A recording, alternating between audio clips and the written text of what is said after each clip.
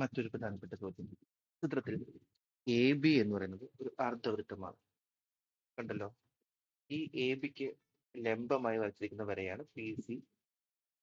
A പിയുടെ നീളം 5 centimetre എന്നും പി ബിയുടെ നീളം 3 സെന്റിമീറ്റർ എന്നും തന്നിട്ടുണ്ട്. ഓക്കെ, നമുക്ക് എന്താണ് കണ്ടുപിടിക്കാൻ പറഞ്ഞത്? പി സി നമുക്കറിയാം, A P into P B P C square. So 5 into 3 സമം P C square. That is P C equals എത്ര വന്നു? 15ന്റെ റൂട്ട് 15 എന്ന് കിട്ടി. ഈ ഐഡിയ ഉപയോഗിച്ച് 15 സെന്റിമീറ്റർ പരപ്പളവുള്ള ഒരു സമചതുരം വരയ്ക്കണം.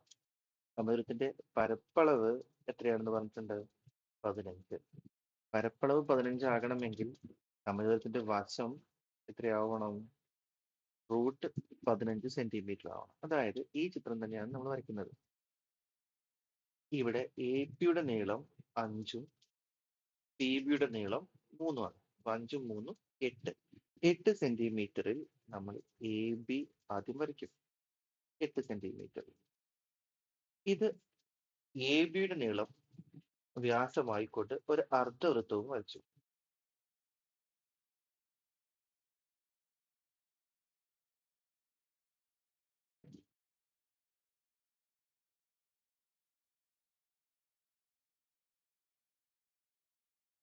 അതുപോലെ 3 സെന്റിമീറ്റർ അകലെ പി സി അടയാളപ്പെടുത്തിയാൽ പി സിയുടെ നീളം റൂട്ട് 15 ആയിരിക്കും. ഈ നീളം കോമ്പസിലെടുത്ത് നമ്മൾ സമചതുരം വരച്ചാൽ ഈ സമചതുരത്തിന്റെ വശങ്ങളുടെ നീളം റൂട്ട് 15 ആയിരിക്കും.